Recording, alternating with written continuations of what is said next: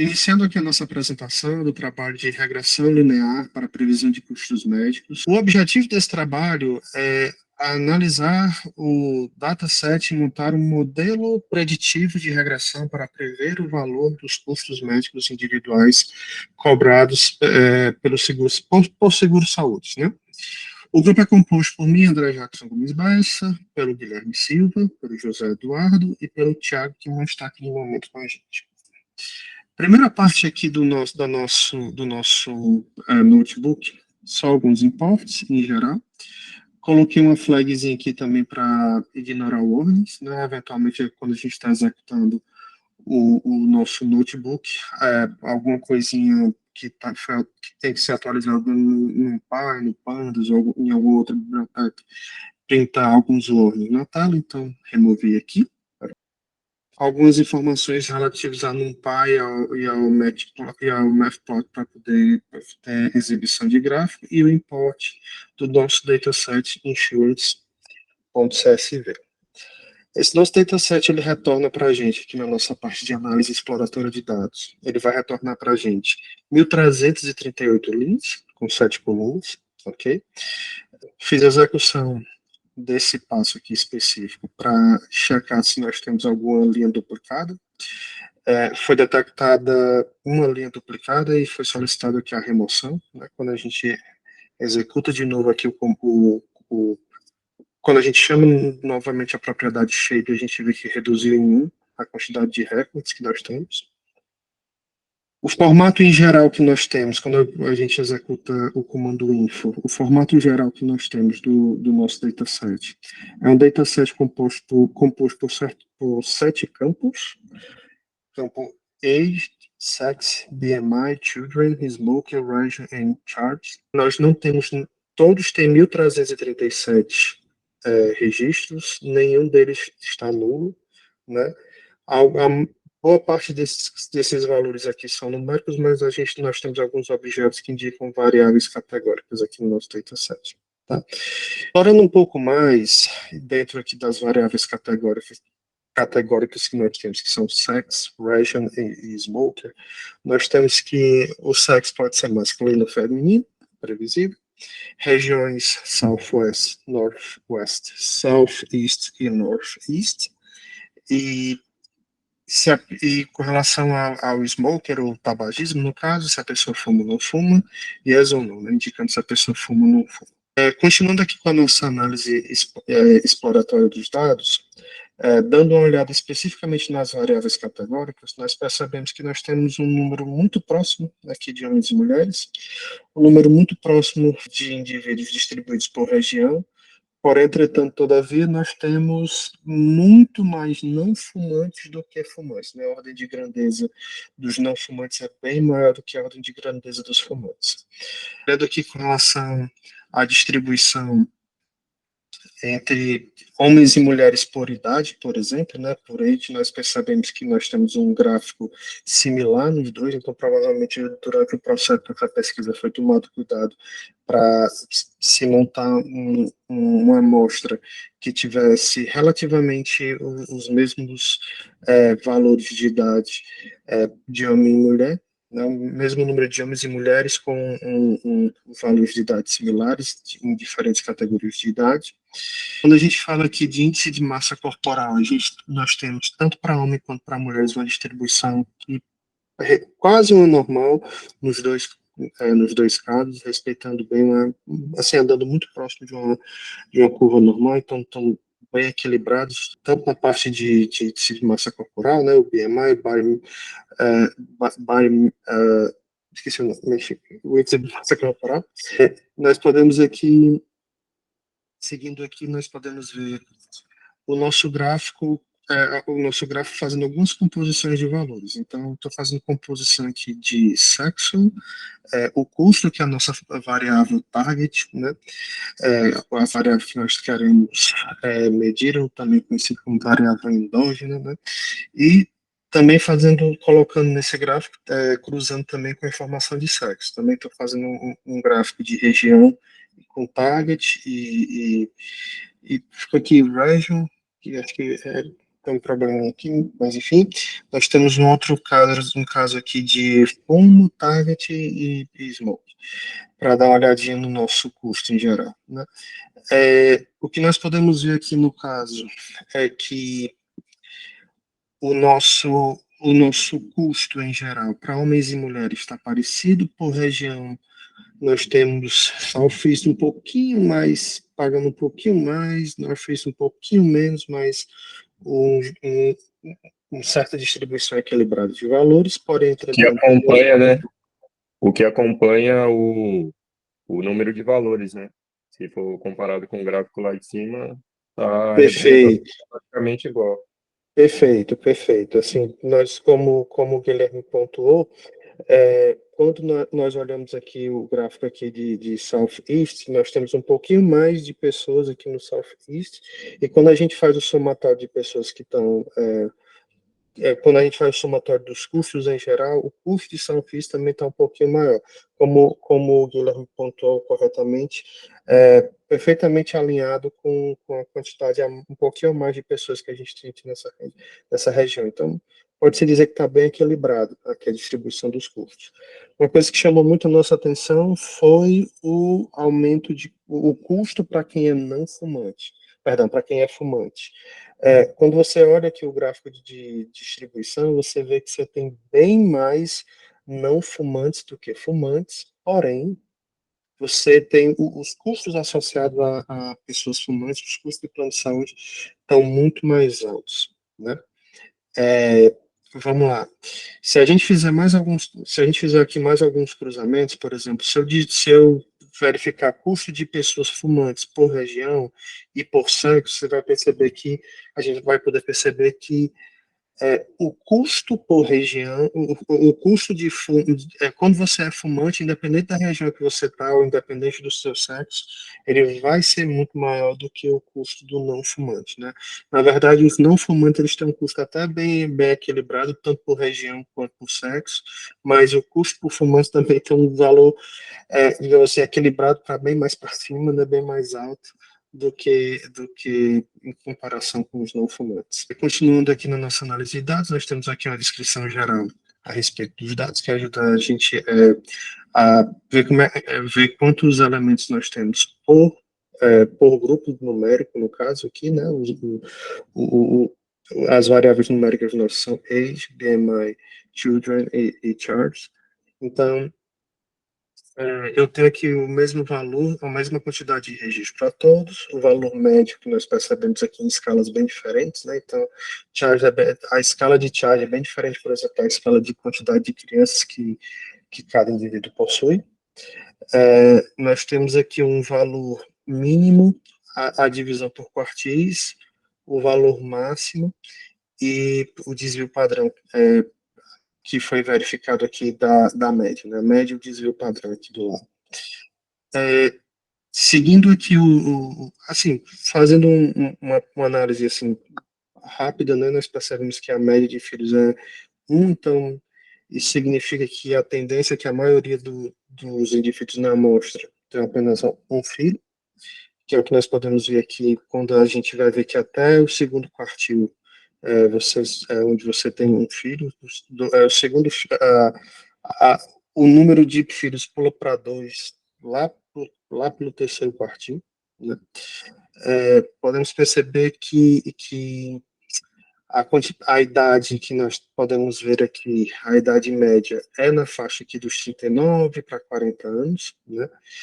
É, a gente consegue perceber aqui que até o segundo quartil nós temos aqui essa faixa de 39 anos e não passando muito dos 50, né? Só no terceiro quartil que a gente vai ter, vamos chegar aqui nos 50, só o quarto quartil é que vai ter indivíduos acima de 50, então um bom grupo aí até 39 anos, sendo representado nessa tabela. Bom, e por aí vai.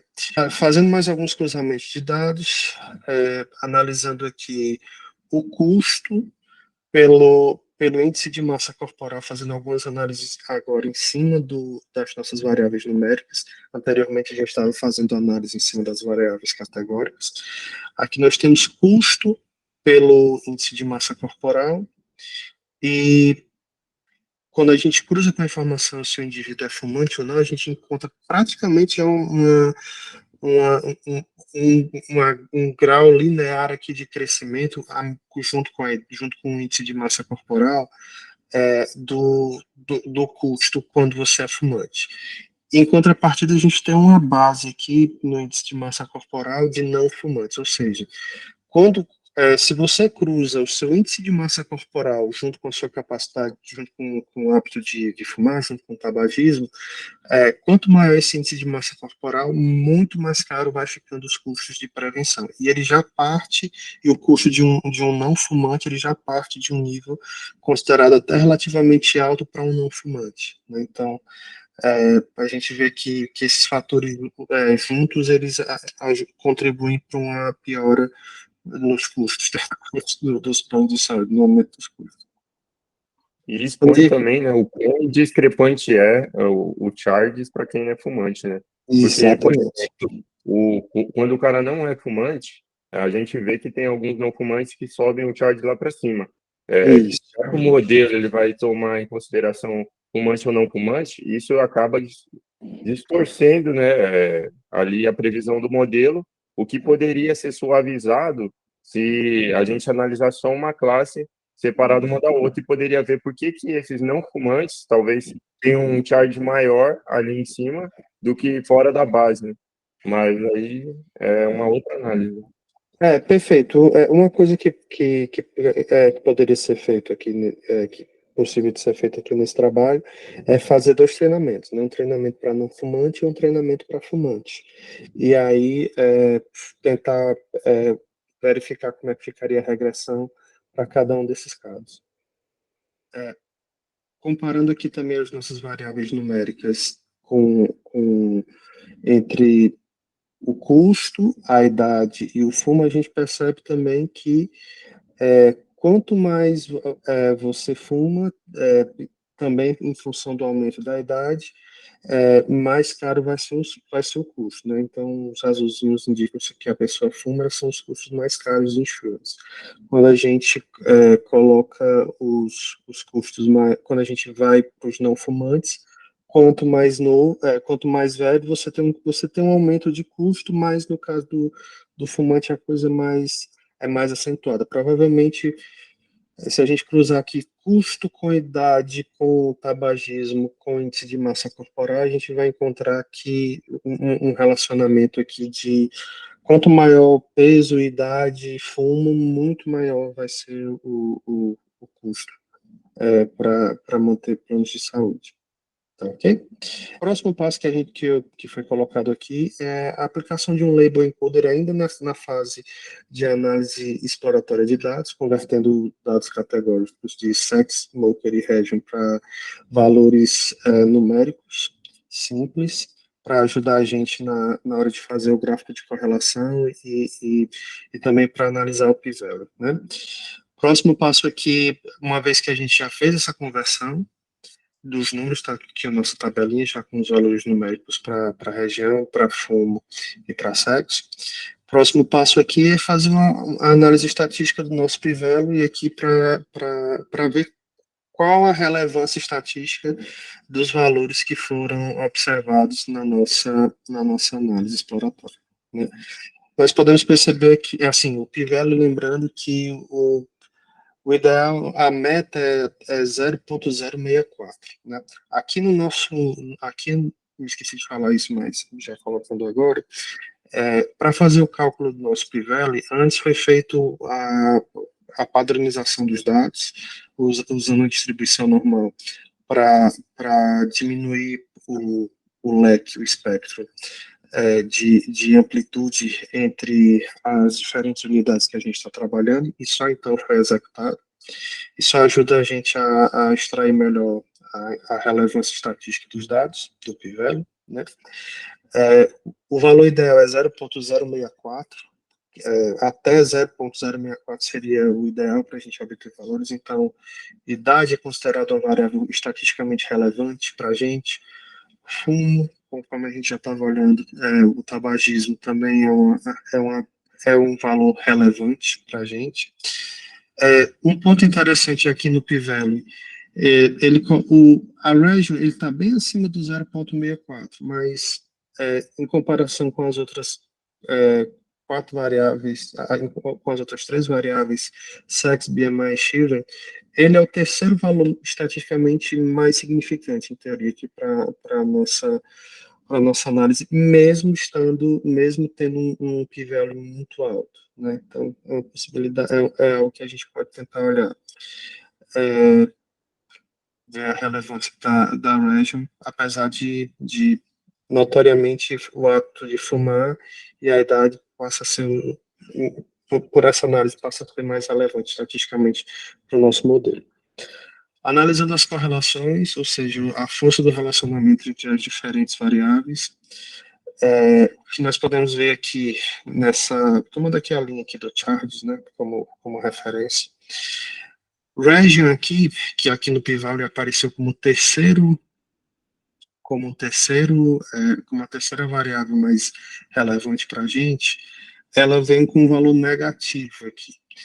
E o que aqui significa? Significa que a gente está tendo o modelo aqui de correlação, o método aqui de correlação, ele está tendo problemas para indicar o nível de correlação dessa variável charts com relação às outras variáveis, no caso, envolvidas, perdão, essa variável region com as outras com a variável chart, por exemplo. Então, o que nós podemos ver aqui no nosso modelo é que Smoker tem uma alta relevância e idade, tal qual o p-value também já tinha mostrado para a gente, junto com o Smoker também é relevante, seria o segundo mais relevante aqui na nossa análise. Nós temos uma relevância desconhecida para a region, como eu já comentei, e bem baixa para as outras duas, aqui para sexo, BMI e para children, né? A gente pode ver isso também aqui pelas corzinhas aqui no nosso gráfico, que nós temos aqui smoker, né? Quanto mais claro, mais relevante. Então, smoker aqui bem baixinho, 8 segundos, os outros bem mais escuros. Então, só alguns, pegando aqui, fazendo só um resuminho do que a gente fez aqui na nossa análise exploratória. O que nós vemos são os campos que nós temos: age, sex, BMI, children, smoker, region e charts, das quais smoker, sex e region são as nossas variáveis categóricas. Os dados em geral não apresentam valores nulos. A gente tirou as entradas duplicadas, que no caso haviam apenas uma. Os valores os dados também distribuídos entre idade e sexo. O índice de massa corporal também aparenta estar bem distribuído dentro da amostra. Temos um valor de não fumantes bem maior do que o valor de fumantes, apesar de smoker ser uma variável importantíssima para a gente aqui para fazer a análise. Baseado no p-value, baseado nas análises de p-value, né, nós temos smoker e age como sendo as variáveis mais pesadas, digamos assim, para o nosso modelo, estatisticamente mais relevantes. Analisando as correlações, smoker e age têm uma relação mais forte com a variável target, né, com a variável charts, que é o que a gente está buscando. Um ponto importante, nós estamos indo agora para a nossa parte de treinamento. Nós fizemos vários testes em cima das variáveis em questão, utilizando como referência os dados que nós temos, removendo algumas variáveis do teste, por exemplo, removendo region, removendo sex, removendo children, por exemplo. E toda vez que a gente fez isso, a gente percebeu que o nosso modelo ele perdeu precisão. Então, nós resolvemos, nesse caso aqui, não dropar nenhuma variável. A gente obteve melhores resultados nos treinamentos, não dropando variáveis, mantendo todas as que estão no grupo, né, dentro de todas as variáveis que são providas pelo dataset.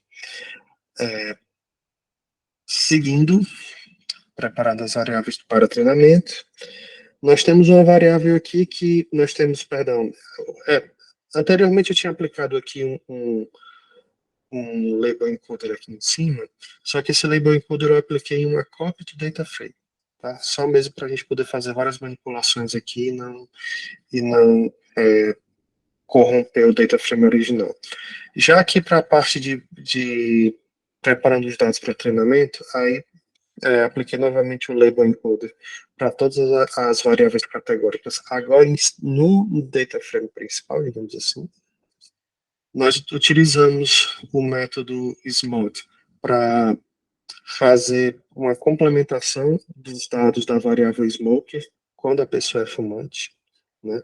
Nós percebemos que nós tínhamos um desbalanceamento, você tinha bem menos é, registros de fumantes do que de não fumantes, então a gente utiliza esse método para balancear o valor, gerar dados sintéticos para ter um melhor balanceamento entre fumantes e não fumantes, e aí depois de aplicação dos dados, nós percebemos que temos o mesmo número agora de fumantes e não fumantes, e quando a gente analisa como ficou a distribuição desses pontos, por exemplo, aqui no cruzamento entre o índice de massa corporal, o, a nossa variável target, que é o Charts, e se a pessoa fuma ou não, a gente percebe que ele está bem similar, esse gráfico, com esse gráfico anterior que nós temos aqui em cima, ou seja, os dados sintéticos que foram criados, eles respeitam o comportamento dos dados anteriores que aqui estavam, então vão ajudar no nosso processo de treinamento. Perfeito? Tendo isso posto, vamos agora pegar o nosso data frame, dividir entre a nossa variável, as nossas variáveis exógenas, né, as nossas variáveis x, e a nossa endógena, que é a nossa y, ou a nossa target. Vamos dividir a massa de dados em grupos de treino e teste. Então, grupo X de treino, grupo X de teste, Y treino, Y teste. Tá? Vamos imprimir aqui para ver como é que ficou a distribuição. No caso aqui, a distribuição ficou 80% para treino e 20% para teste. Então, nós temos 1.700 casos, 1.700 registros para treino e 426 para teste, tá bom? Aqui embaixo foram adicionadas algumas funções que vão ter algumas finalidades durante o processo de treino e análise dos dados no pós-treino, digamos assim. Aqui a gente está fazendo análise do nosso Pivelo, e aqui nós temos um procedimento específico. Lá em cima a gente tinha feito análise dos dados utilizando normalizando os nossos dados, padronizando nossos dados via uma distribuição normal. Para treino, a gente vai utilizar a Polynomial Features para treinar o nosso modelo. Polynomial Features diferente do anterior, diferente da padronização segundo a distribuição normal ou min-max. Ele é um padrão que ele vai pegar as variáveis que estão no nosso modelo e ele vai fazer algumas operações matemáticas, algumas combinações. Então, vai pegar duas delas, multiplicar, pega outra dela, elevar ao quadrado, para dessa forma tentar, digamos assim, salientar mais, tornar mais evidentes os relacionamentos que encontram-se nas variáveis. Ela recebe como parâmetro esse degree, né, esse grau. Quanto maior for esse grau, mais operações vão ser feitas. E cada operação dessa vai gerar uma nova entrada na nossa tabela. Então, quando a gente está começando o nosso treinamento com 6 variáveis, se eu tiver um degree 1, permanece as 6. Se eu colocar 2, aí já aumenta o valor de variáveis que tem, porque eu vou começar a fazer combinações 2 a 2 entre as variáveis. Né? Isso vai adicionar isso como colunas a mais, digamos assim, no nosso dataset, para realizar os testes. E aqui embaixo a gente faz análise de significância. Para cada modelo que a gente for executar, a gente vai aplicar, a gente tem uma análise, a gente tem um grau específico que a gente calculou para cada um desses modelos, que é o ideal para cada um desses modelos. E para cada um desses, a gente vai dar uma análise, a gente vai poder pegar algumas informações do Pivelo das diversas variáveis que foram geradas, né? Essa função aqui de baixo, ela é a função que nós falamos aqui do polynomial features, né, do campo grau, e comentei que nós temos aqui a gente trabalha para otimizar esse degree, né, esse grau da polynomial features. Essa aqui é a função que a gente utiliza para fazer esse trabalho. Basicamente, eu informo um range de degrees e a gente vai aplicando em cima do modelo e vai analisando o nosso erro médio que vai ser dado, né? A gente quer o degree que dê para a gente o menor erro médio. O resultado de saída dessa função vai ser um gráfico, plota um gráfico mostrando as informações dos erros médios para o intervalo que a gente colocou aqui, tá bom? O próximo conjunto de funções que foram colocados é um conjunto de funções que calcula a nossa raiz quadrada da, do erro médio, né, digamos assim, o nosso R2, o nosso map. Né? Então, eu junto isso aqui tudinho, a gente joga para o modelo, que no final do processamento de todos os nossos modelos, eu jogo para esse ordered dict aqui no final, que basicamente é um dicionário de dados que contém todos os resultados dos nossos modelos, a gente junta tudo e plota no final dos nossos treinamentos para analisar tudo tabulado, assim, bonitinho, os nossos resultados. Pois bem, vamos começar executando o passo a passo do nosso primeiro modelo, o modelo de regressão linear. Primeira coisa que a gente vai fazer aqui, que é o que a gente faz para todos os modelos que nós testamos, é saber qual é o grau ideal chama essa funçãozinha, uma das que a gente apresentou lá em cima, que ela ajuda a gente a entender qual é o grau ideal que a gente pode utilizar na polynomial features, né, para padronizar os dados. Analisando, após a execução da nossa função, a gente percebeu que, para esse caso aqui, o melhor grau que a gente pode utilizar é o grau 3. A gente já tinha feito alguns testes com graus mais altos, e a gente percebeu que graus, quanto mais perto de 10, pior vai ficando. Então, a gente colocou aqui um range mais limitado até 6, e a gente pegou aqui o menor grau aqui, que foi o grau 3. Padronizamos os nossos dados, dividimos os nossos dados de treinamento X padronizamos os nossos dados, perdão, de treinamento e de teste, certo? Vamos dar uma olhadinha aqui rapidamente como é que ficam a relevância dos nossos dados, como é que fica o p-value para cada uma das variáveis que foram tiradas. A gente percebe que quando nós criamos com um grau 3, a gente pulou de 6 para 83 variáveis, né? Então, nós aumentamos bastante aqui em comparação se a gente estivesse trabalhando só com aquelas variáveis originais, a significância delas para a nossa target.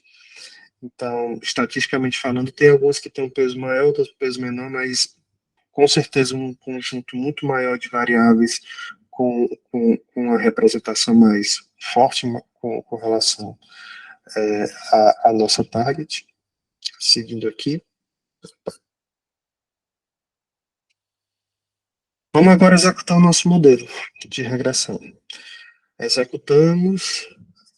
Após a execução aqui do nosso modelo, a gente chama a função de validação. O resultado dele eu vou guardar para o final aqui do suspense. Né? Vamos guardar aqui para o final da nossa apresentação.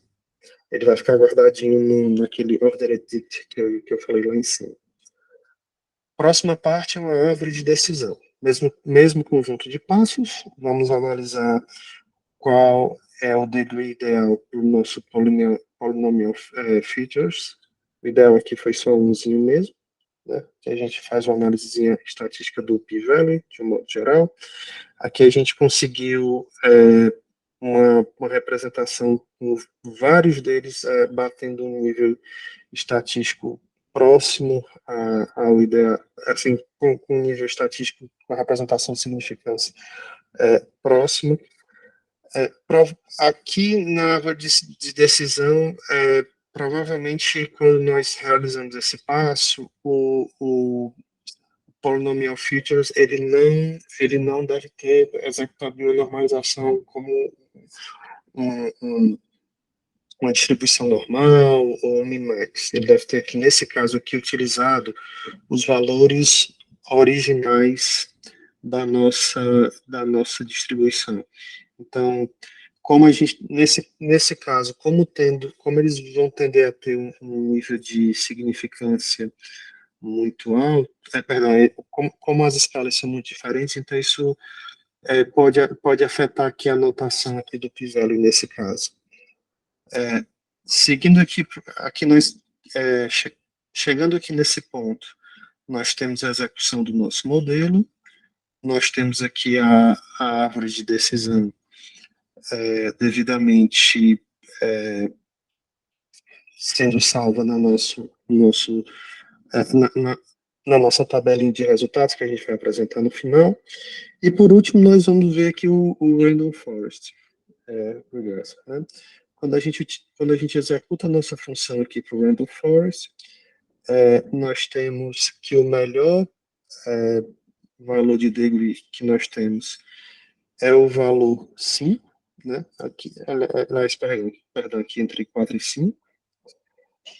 Nós realizamos aqui a execução do nosso modelo, criamos um bom número, 209, ele acabou, o Polynomial Features, né, acabou pulando de 6 para 209 variáveis que foram adicionadas aqui no nosso modelo a partir da combinação de 4 a 4, 5 a 5 elementos.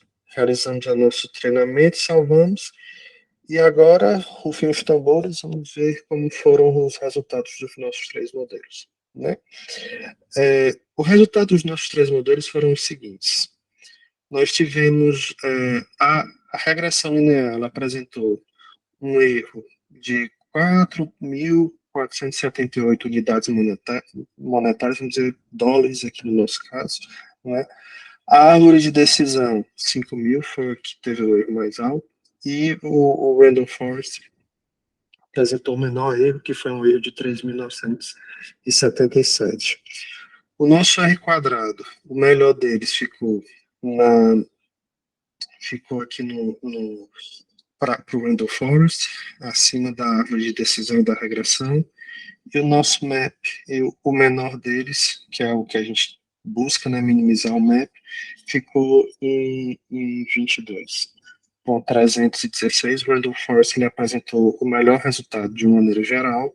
Quando a gente vai dar uma olhadinha nos nossos dados, né, apontar aqui alguns gráficos para fazer a análise, quando a gente compara como ficou, quando a gente olha aqui nesse gráfico KDE, o que o gráfico KDE diz para a gente? O ideal é a gente ter uma distribuição mais próxima possível da normal, com a maior densidade possível de dados aqui no simétrico, aqui é o nosso valor zero, ou seja, indicando que o erro foi zero, que foi na bucha, né, como podemos dizer, a nossa previsão. Nós podemos perceber, analisando aqui o gráfico da regressão linear, que a regressão linear, esse gráfico não está uma distribuição normal, ele tem uma espécie de cauda aqui para o nosso lado esquerdo do gráfico, com vários outliers aqui sobrando, e demonstrando assim que essa regressão ela sofreu aqui para pegar esses índices de valores que deveriam ter sido calculados com valores mais altos, né? Ela colocou previsões mais baixas do que deveria e acabou tendo um número muito grande aqui de outliers para o lado esquerdo. Quando a gente olha para a árvore de decisão, a árvore de decisão ela foi a pior de todas, de longe, porque ela tem tanto erros para baixo, tanto muitos erros para baixo, como muitos erros para cima, um spike aqui também no que seria a distribuição de níveis de valores mais altos que ela poderia calcular, muito grande, então ela tá mais simétrico do que que a regressão linear, mas ainda errando bastante para os lados. O Randall Forest, ele, com relação à parte de erros para baixo, né? Tipo, o valor da predição deveria ter sido para cima e ele colocou uma predição para baixo. Ele foi melhor do que a regressão em árvore de decisão nesse sentido. Ele tem um declínio aqui mais próximo com o que seria uma distribuição normal, porém ele tem uma série de erros que a gente consegue perceber que com esses números negativos aqui do lado direito, que basicamente é como se eu tivesse previsto para cima os meus valores, quando esses valores deveriam ter dado valores mais para baixo, né? E ele também perdeu uma série de valores, uma série de resultados também aqui mais para o lado. Então, o nosso, a nossa, a gente conseguiu um nível razoável de acerto, mas ainda tem bastante outlier que o nosso modelo ainda não conseguiu pegar. Então, resultado razoável. Quando a gente dá uma olhadinha no nosso gráfico de predição, a gente isso aqui, esses gráficos aqui todos aplicados para o Randall Forest, a gente consegue perceber uma boa quantidade de pontos seguindo aqui o nosso erro da distribuição linear, mas ainda bastantes outliers fora aqui do contexto. Aqui, nesse caso aqui, esse gráfico ele torna isso um pouco mais explícito, né? A gente percebe eu tenho vários pontos que tem erro positivo, né, de predição, ou seja, vários outliers aqui que estão acima do erro zero, que seria o erro ideal, e também um número razoável de erros negativos. A maior parte é aqui como erros negativos, ou seja, uma previsão acima do que deveria ter sido, mas ainda mantendo ali um 92, um R de 92, assim, mas uma porcentagem, sim, ainda relativamente alta de acerto. Desse lado aqui a gente consegue ter mais uma visão a respeito da distribuição de pontos e, digamos, aqui nós podemos ver como fosse categorias do que foi previsto, do que é o correto, né, dos valores corretos, onde eles deveriam estar distribuídos por categorias, e aqui como foi a predição.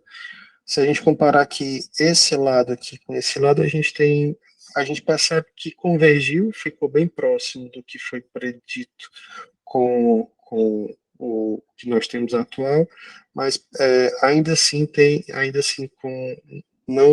não tem o mesmo perfil, digamos assim, de gráfico dos dois, né? A gente tem espaço ainda para fazer algumas melhorias. Uma melhoria que é possível ser feita aqui nesse trabalho, como o Guilherme acentuou corretamente, é simplesmente pegar e tentar pegar o nosso caso de fumantes e não fumantes, que nós vimos que o nosso gráfico aqui do lado, voltando aqui um pouquinho, observando que o nosso gráfico, a gente consegue até ver uma certa linearidade, né, entre os pontos, já montando uma certa regressão aqui específica para os fumantes, então, de repente, fazer um conjunto de treinamento específico com os fumantes, e no caso dos não fumantes, aí fazer um trabalho específico aqui dentro dos não fumantes para entender quais são, além da idade, que seriam os outros fatores que poderiam ser relevantes. Então, de repente, dividir em categorias de índice de massa corporal, categorizar também os valores relativo, talvez, à região, coisas desse tipo, e procurar convergências entre esses diversos, entre os diversos elementos para ajudar a identificar melhor como ficaria a distribuição aqui dos nossos não fumantes. Então, é isso. Caros colegas, alguma consideração final? Não, acho que a única consideração também seria o porquê a escolha do polynomial features, né? Assim, Perfeito.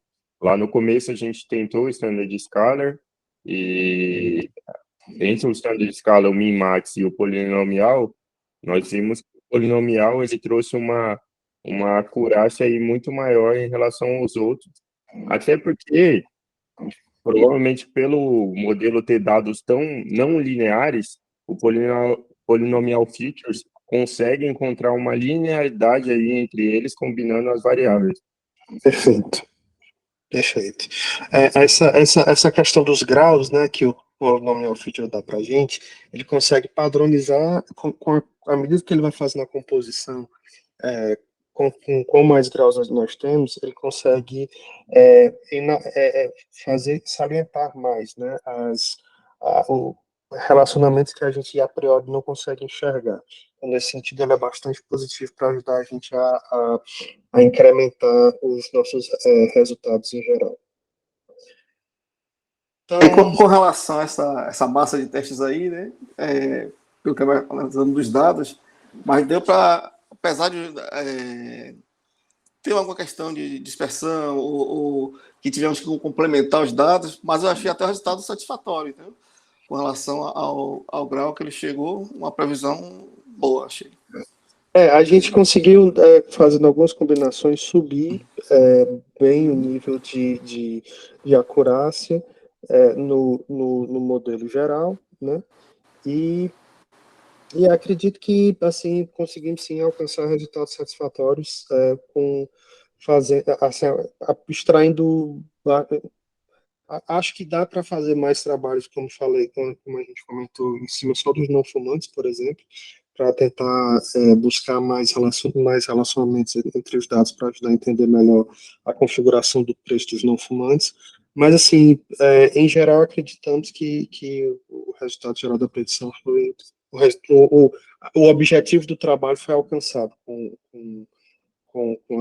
os resultados que nós conseguimos chegar. Né? Existem refinamentos Exatamente. possíveis de serem feitos, mas o objetivo geral foi alcançado.